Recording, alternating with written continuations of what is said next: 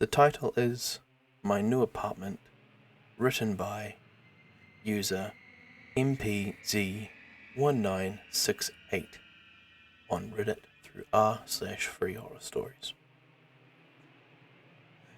Let's begin. My name is Nicholas Abernathy.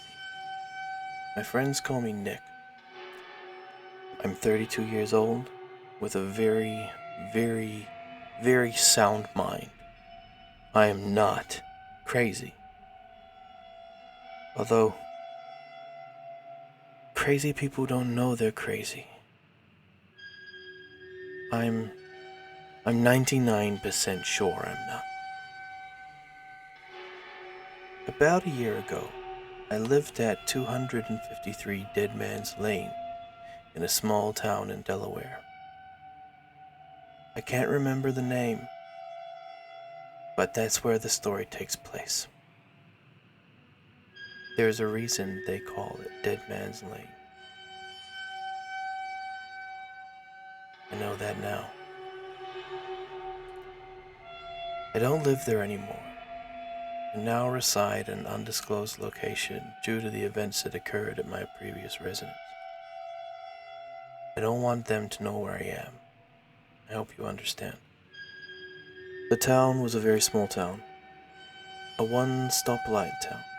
A town so small that if you blink whilst driving through, you'll miss the whole entire town, which was perfect for me. It was a welcome escape from the hustle and bustle of city life, which was slowly draining me to the point of exhaustion. So when my boss at the time came to me and said that our company was downsizing and that I would be let go, I gladly took the severance package and moved on with my life. I grew up in a small town, so I was familiar with the quiet simplicity that it offered and longed to go back there again. So while sitting in my big city apartment, I grabbed my laptop and started to search small town living, houses for sale, and things of that sort. I came upon an old Victorian house built in 1859. It was beautiful. Dark blue with dark grey trim, 2 floors, balcony, front porch, and a very small room at the top of the house with an octagon-shaped window in it. For some unknown reason, I've always wanted to live in such a house. So, this was like a dream come true. The price wasn't bad. Actually, it was pretty good. Low, some might say.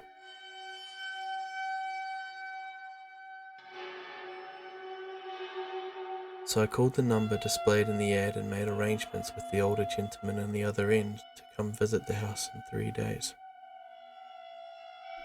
Upon arriving at the house, it looked just like the picture in the ad. Except there was one small detail the ad didn't say. The house was in the middle of a giant dirt field all by itself. No trees or shrubbery around, just a dirt field. That time of the year, some farmer should have had corn or something growing in the field that big, but there was nothing. It struck me as kind of odd. The only thing besides the house and the field was an electric pole with wires running from it to the house and a transformer on top. The driveway was at least a quarter mile long, with other little roads branching off it, going to certain parts of the field, then connecting back to the main driveway. One road was around the whole entire house. It seemed like forever to get there. Once there, I met an old man who said his name was Bernie or Benny or something with a B. I can't really remember. He said he was the owner of the house and that I could feel free to look around if I wanted. I asked if he was coming in. His face turned pale as he said, No, I'll stay right here, thank you. Looking back now, it should have been a red flag. An owner that wouldn't go in his own house? Red flag alert. But I was naive, blew it off, and entered the house alone.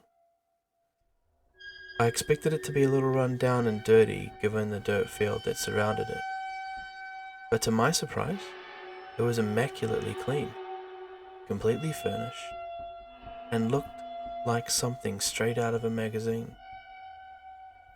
I went through each room in total awe of its beauty, each room except for the little room with the octagon window.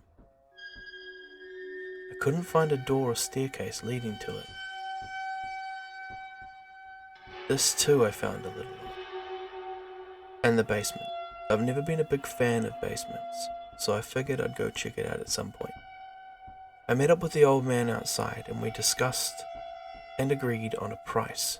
He informed me that everything in the house was included in the deal under one condition. No furniture could be removed from the home or moved to any other part of the home. His exact words were, "Everything must stay exactly where it is. You may use the appliances, books, and all things of that sort, but they must be returned exactly where they are now. You may add to it, but nothing can ever be removed." Given that all the furniture and such was from the Victorian era, I thought why get rid of it, and agreed to his condition. An agreement I would later regret. I'm going to skip the part about going to the bank and financing and all that crap. No one really cares about it anyway. Moving in day was exciting for me. I finally got the house of my dreams. I just started a new job. I'm back to the quiet life. I left all my furniture and stuff at my old apartment, only packing my clothes and toiletries. I figured maybe the next guy or girl could use some of it. Anyway, I met the old man at the house. I'm just going to call him Mr. B, since I can't seem to remember the man's name. I later found out that Mr. B lived just 2 blocks away with his wife of 43 years, Isabella. I never got the chance to meet Isabella, although I wish I had. He was an old steel mill worker. You could tell from his physique. He may have been old, but the man had muscle. He had bought the house some 30 years back with the same conditions that he had told me. He never lived in the place, said it troubled his wife immensely from the first day she saw it.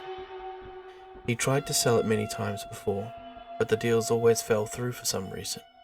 Until now. Mr. B handed me the keys, and as he did, he grabbed hold of my hand hard and pulled me to him. He whispered, "Beware of the rain." There's a reason he said that to me. I know it now. He then hung his head and slowly walked away. How he knew I didn't know, but he did.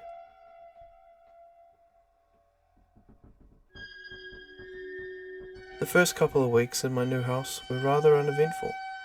The weather was nice, with a slight breeze. I even opened a couple windows upstairs to get the airflow in there. I had asked Mr. B about opening the windows.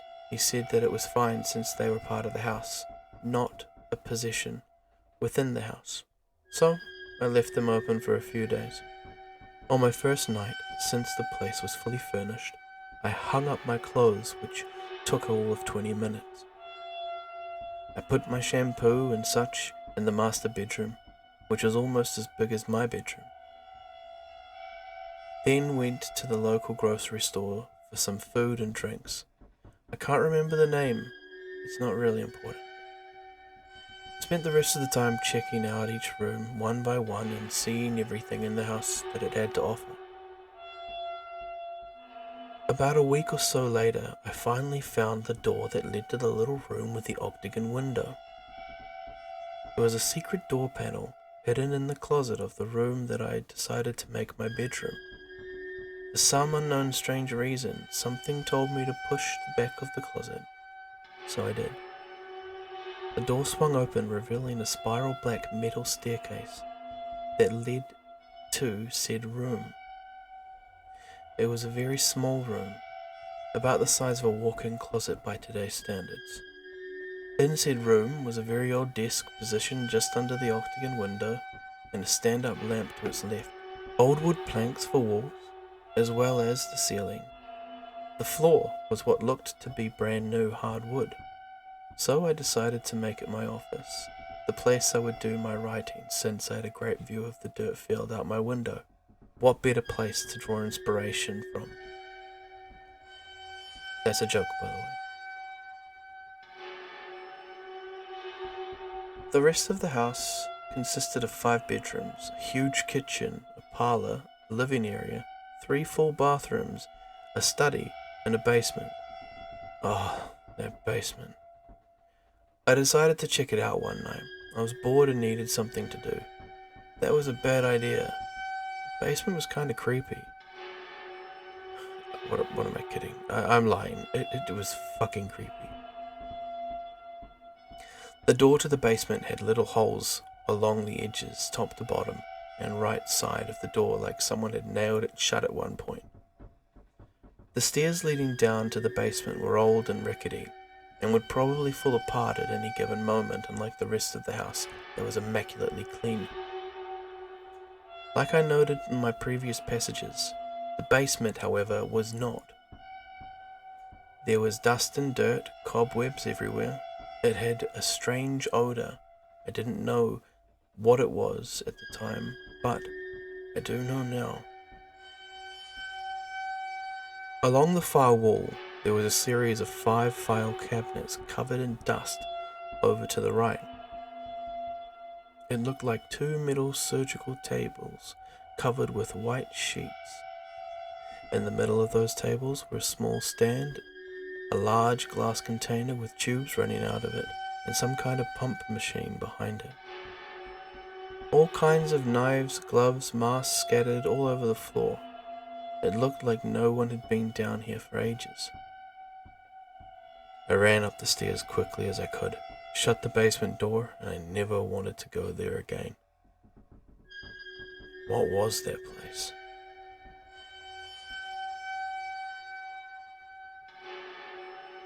About a month or so went by, and all this time I couldn't get what Mr. B whispered to me that day out of my head.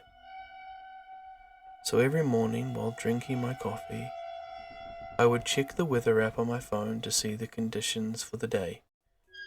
On that day, it was going to be partly cloudy, with a 60% chance of rain. Okay, maybe now we'll see what there is to be afraid of. Just like the app said, it started to rain about 4 p.m. It didn't last long, but that's how it all started.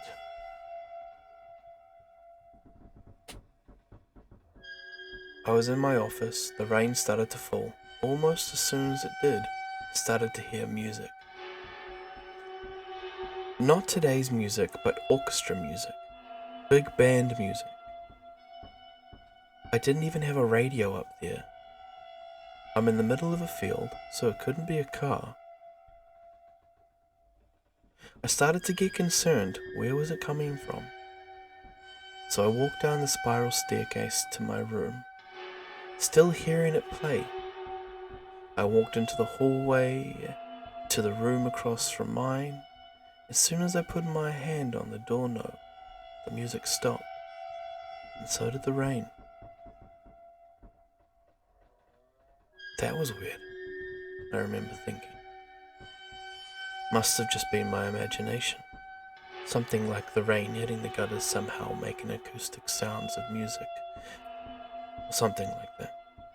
There had to be a reason. After a while, I stopped thinking about it and went on with my night. A few days later, I ran into Mr. B at the hardware store. I told him about what had happened. He didn't seem surprised. He just tried to say, "I tried to tell you," and he left. The day that changed my life forever happened about 2 weeks later. I was at work. I had taken an assistant manager position at the local department store. The pay wasn't as good as my previous job, but it wasn't so stressful either. During my shift, this guy came up to me out of nowhere and asked, You own the old Bennett place out Dead Man's Lane, don't you? I was reluctant to answer, but I finally said, Yes, I do. He was a big guy, biker type, 50-ish with long grey hair and tattoos. He said, You're braver than I am, and wouldn't go near that place. Hope you found Jesus. You're gonna need him.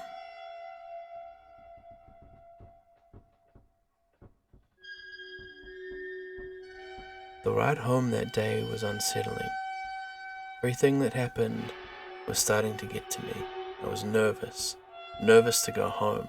After what that guy had said, what Mr. B had said, the music thing, that weird basement, I was on the edge. On the edge so much that when I walked through the door, instead of placing my keys on the shelf by the door, I tossed my keys, hitting a small ceramic ballerina knick-knack off the shelf and breaking it. Oh shit, I said loudly. Something has not only been moved but broken. There was no way to put it back. Then I heard it. A slow, growling sound like a wild animal coming from the basement door. Then from the kitchen. Then from upstairs. Then from everywhere.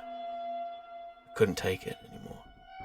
I grabbed my head and fell to my knees, falling over into the fetal position. I started screaming, Stop it! Stop it! I'm sorry! Please stop! But it didn't stop. It got louder and louder. From the floor, I could see the basement door open quickly, then slam shut. All the doors were doing it now, except the front door that remained closed for some reason. I felt a cold breeze go right through my body. Every light in the house was turning on and off, on and off. I managed to get to my feet, running down the hallway towards the kitchen. The main floor bathroom door flung open, hitting me hard and knocking me backwards down the hallway. I lost my footing and fell to the floor. I must have hit my head because the next thing I remember I was waking up on the floor, hearing the sound of my doorbell buzzing over and over again. All was silent and calm except for the buzzing. The buzzing. The buzzing soon turned to a loud pounding upon the front door. I pulled myself together, standing to answer the door, when I heard, Nick, I know you're there, Nicholas. Open the damn door. I opened the door quickly to see Mr. B standing there, shaking, sweating, not nearly the composed man I knew. There's a really bad storm coming. We gotta get out of here. I can't with all good conscience let you stay here alone. We gotta go now. The storm clouds moved fast, at a speed I've never seen before. Thunder started to roar. I tried to explain to Mr. B that I have broken a knick-knack. In his panic state, he said, That's the least of your worries. Let's go. The rain started falling hard. Lightning was crashing as thunder roared on. The music started playing again, only this time Mr. B heard it as well. Then what happened next seemed like something out of a bad horror movie. The house seemed to suck Mr. B into it, nearly knocking me down in the process, and sliding him fast across the floor, slamming him into a table that laid against an adjacent wall, breaking the leg of the table and forcing it to crash to the floor. Another thing broken. The front door slammed with a force so hard that it broke the front two windows completely out, allowing the rain to pour into the house. I quickly ran over to make sure Mr. B was okay. Son of a bitch, it's too late. We're never getting out of here now, said Mr. B angrily. The growling started again, only this time it seemed it was right in front of us. I felt a real bad burning on my left arm. Lifting my sleeve to see what it was, I saw 3 scratch marks with blood dripping from the third. Mr. B grabbed a hold of his neck. After lifting his hand, I noticed the same 3 scratches, only this time, all of them were bleeding. Bleeding bad.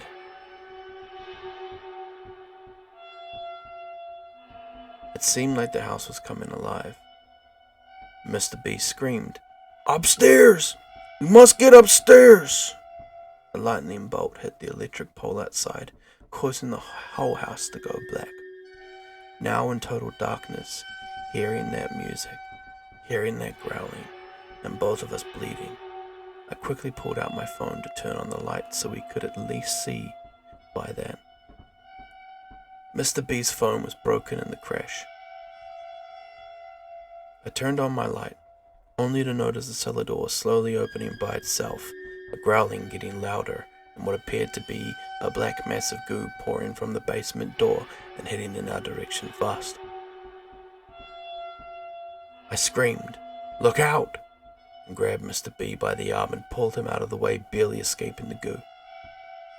We ran frantically up the stairs. What should have been 20 to 25 steps seemed to be more like 30 to 40. "This house is alive!" Mr. B yelled, finally reaching the top. I shined the light down the hallway of doors that was the second floor. The hallway seemed to be longer than I remember, with extra doors that never had been there before. The walls were expanding and contracting like the house was breathing. There was a red substance resembling blood, oozing from the ceiling down the walls. My bedroom was at the end of the hallway. Mr. B and I made a run for the last door on the left, my bedroom. We ran, and just as the red goo was about to hit the floor, I arrived at my bedroom door, grabbing the knob and opened it quickly. I looked back, hoping to see Mr. B right behind me, but unfortunately he was not. Shining my light down the hallway, I could see that he was about a quarter of the way from the door, running as fast as he could, but getting nowhere. It was like he was running on a treadmill. The red substance oozing down to the floor quickly made a beeline straight for Mr. B. I screamed, "Give me your hand!" I stretched my hand out as far as I could. Mr. B extended his, but it was too late. The red substance reached his shoe. Mr. B screaming in agony as the substance began to burn him. The smell of burning flesh filled the hallway as more and more of the substance reached him. Mr. B ignited into flames. I can still hear his screams in my head. It only lasted a few seconds and then it was gone. And so was Mr. B. He was gone. I quickly ran into my room. From out of my bedroom window I could see what appeared to be flames. When the lightning hit the pole, it must have caused the transformer to catch fire, igniting the house as well. The outside of the house was burning, but not the inside, and the rain wasn't stopping it. What the hell is this place? Shining my light back into the room, I could see shadows in the shape of people appearing on the walls. Some short, some tall. Then the voices started. "I'm so cold," said a woman's voice. "Mommy," said a little girl. "Help me," said an old man. I quickly ran up to my office, the only place left to go. From out the window I could see the rain pouring down, lightning bolts lighting up the skies. The voices continued down below. I could see that the rain had fallen so hard and fast that it washed away all the dirt from the field, exposing skeletal remains all around the house. Then it hit me. Oh my God. This was not a house. It was an old funeral home, built on a cemetery grounds. They must have removed the headstones and left the bodies. It's the only way I could explain everything.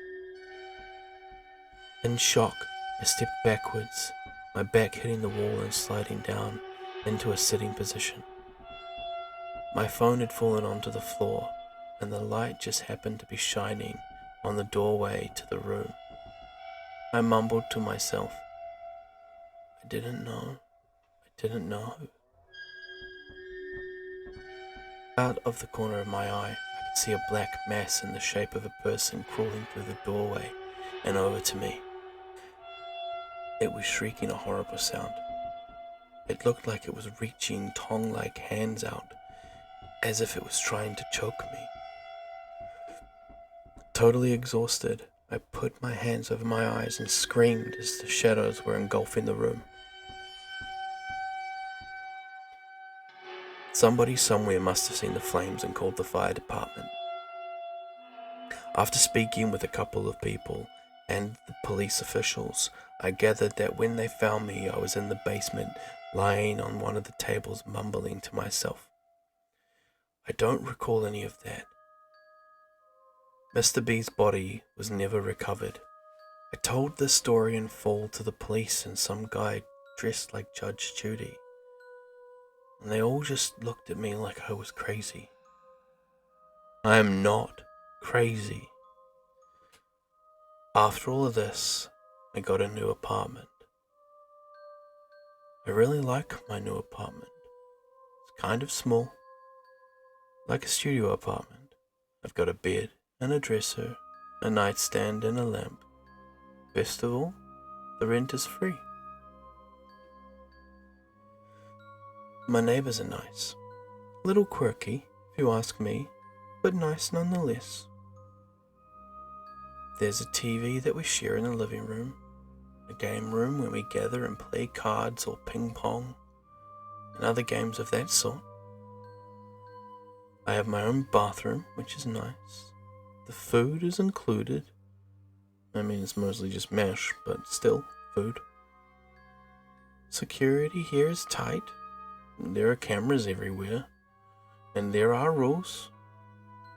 If you break those rules, the landlord will move you to a much smaller apartment. No windows. But gives you this very cool jacket to wear that lets you hug yourself. I like that jacket. There are a bunch of nice ladies that come by every day, giving us little white pieces of candy. Sometimes they're different colors, but mostly white.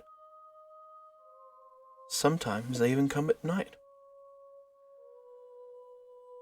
Oh, I've got to go now. It's bedtime. I'm excited. Tomorrow we get to go outside. Good night.